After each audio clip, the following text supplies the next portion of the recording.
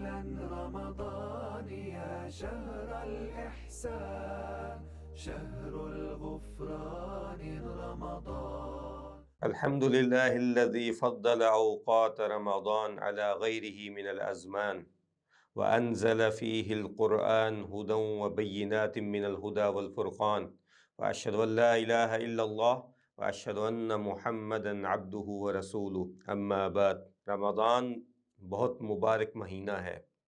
خود اللہ کے رسول صلی اللہ علیہ وسلم نے اس کے بارے میں ارشاد فرمایا کہ آتاکم رمضان شہر مبارک، اور اسی حدیث کے آخر میں فرمایا کہ من حرم خیرہا فقد حرم، کہ جو اس کی خیر سے محروم رہا وہ ہر قسم کی خیر سے محروم رہا.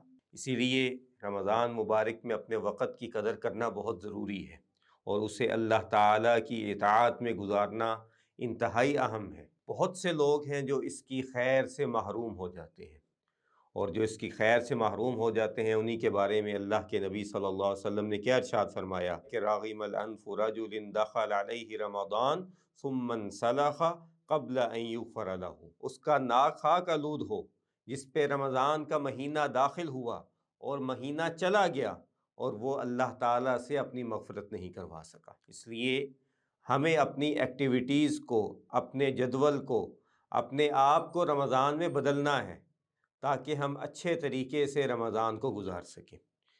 ہم کچھ ایسی چیزوں کا تذکرہ کرتے ہیں جو کہ رمضان میں لوگ کرتے ہیں جن کی وجہ سے رمضان کے اوقات خراب ہوتے ہیں.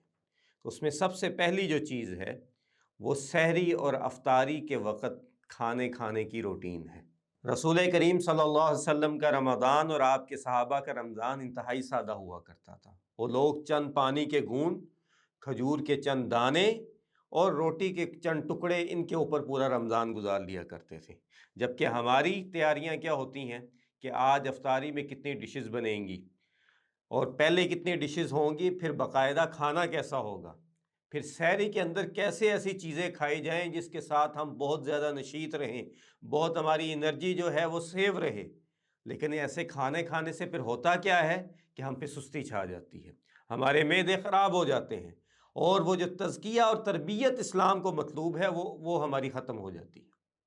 تو سب سے پہلے رمضان کے اندر اپنی سحری اور افطاری کو سادہ بنائیے تاکہ ہم ان محرومین میں سے نہ ہو سکیں جو اللہ تعالیٰ کی رحمت اور مغفرت سے محروم ہو جاتے ہیں. اس کے بعد روزہ جو ہے یہ ایک ڈال ہے، اور آگے حدیث میں کیا کہا کہ جیسے جنگ کے میدان میں ایک ڈال ہوتی ہے، اسی طرح یہ بھی برائی سے روکنے والی ایک ڈال ہے. تو اگر ہم رمضان کے دوران بھی برائیوں سے نہیں بچ پاتے، ہمارے گناہ ویسے ہی بڑھتے رہتے ہیں، تو یہ انتہائی محرومی اور بدقسمتی کا معاملہ ہے. اس لیے اس میں سب سے پہلے تو اپنا دل جو ہے وہ جو دوسری ایکٹیویٹیز ہیں، جو دوسری سرگرمیاں ہیں، ان کو چھوڑ کے قرآن مجید کے ساتھ لگانا ہے. قرآن مجید کی تلاوت کرنی ہے کثرت سے.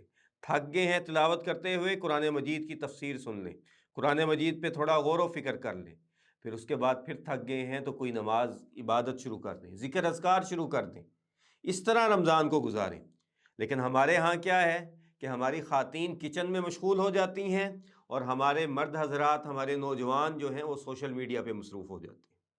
کوئی فیس بک جو ہے سکرول کر رہا ہے، کوئی ٹویٹر پہ ٹویٹس پڑھ رہا ہے، کوئی ٹرینڈ سیٹ کر رہا ہے، کوئی انسٹاگرام اور سنیپ چیٹ پہ، ٹک ٹاک پہ ویڈیوز بنا رہا ہے، اپنے دن کی آج کی روٹین بتا رہا ہے، جی میں نماز پڑھنے جا رہا ہوں، یہ جی میں نے قرآن مجید سامنے رکھ لیا ہے. اللہ اکبر. دوسری طرف اللہ کے نبی صلی اللہ علیہ وسلم نے کیا فرمایا کہ ریاکاری جو ہے انسان کے عمل کو ضائع کر دیتی ہے. روزہ رکھنا یہ فرض عبادت ہے، اگر یہ ریاکاری کی نظر ہو گیا تو پیچھے ہمارا کیا بچے گا.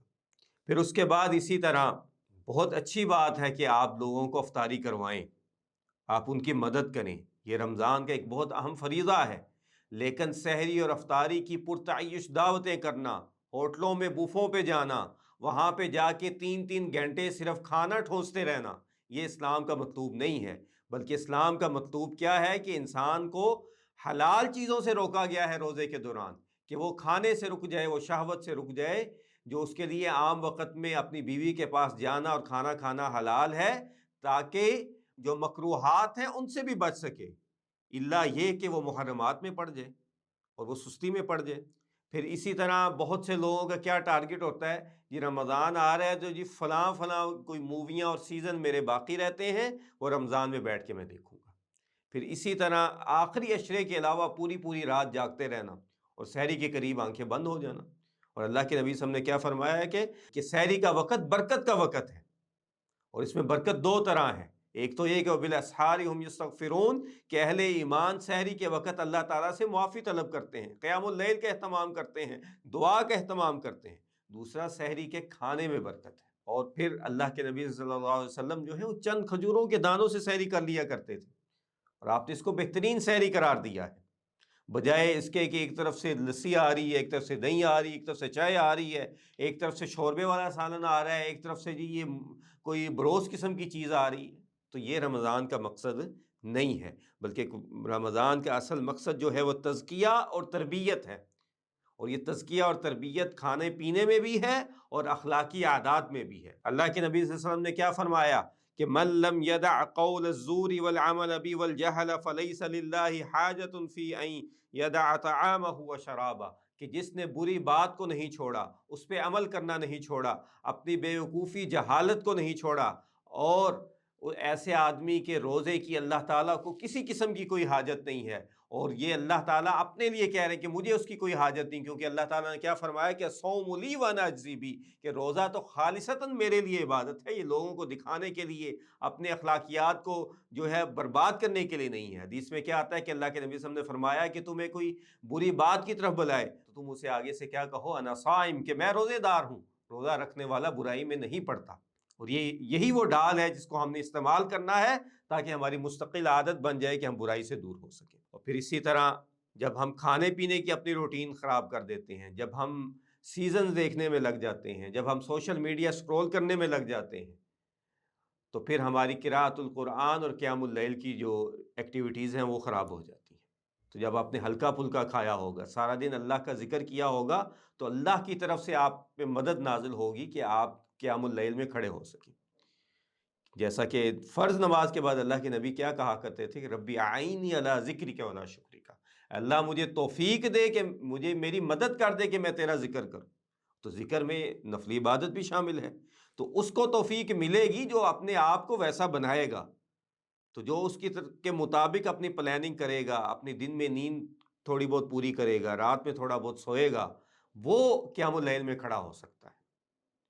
پھر اسی طرح کئی لوگ کیا کرتے ہیں، ساری رات جاگے، سحری کے بعد سو گئے، ظہر بھی چلی گئی، عصر بھی چلی گئی، افطاری کے وقت اٹھ کے کھڑے ہو گئے، جی مجھے تو روزہ محسوس ہی نہیں ہوا۔ روزے کو محسوس کرنا ہے تاکہ آپ اللہ تعالیٰ کی اطاعت میں داخل ہوں، اس کا آپ کو محسوس ہو کہ میں نے روزہ رکھا ہوا ہے۔ تو کیسے محسوس ہوگا؟ جب آپ سارا دن اللہ تعالیٰ کا ذکر کریں گے، قرآن مجید کی تلاوت کریں گے۔ تو یہ وہ چند امور ہیں جن کی طرف توجہ دینے کی ضرورت ہے تاکہ ہم ان محرومین میں شامل نہ ہو سکیں جو قرآن جس کے بارے میں اللہ کے نبی نے کہا کہ وہ ہر قسم کی خیر سے محروم ہو گیا اور اسی طرح وہ خاک آلود ہو گیا۔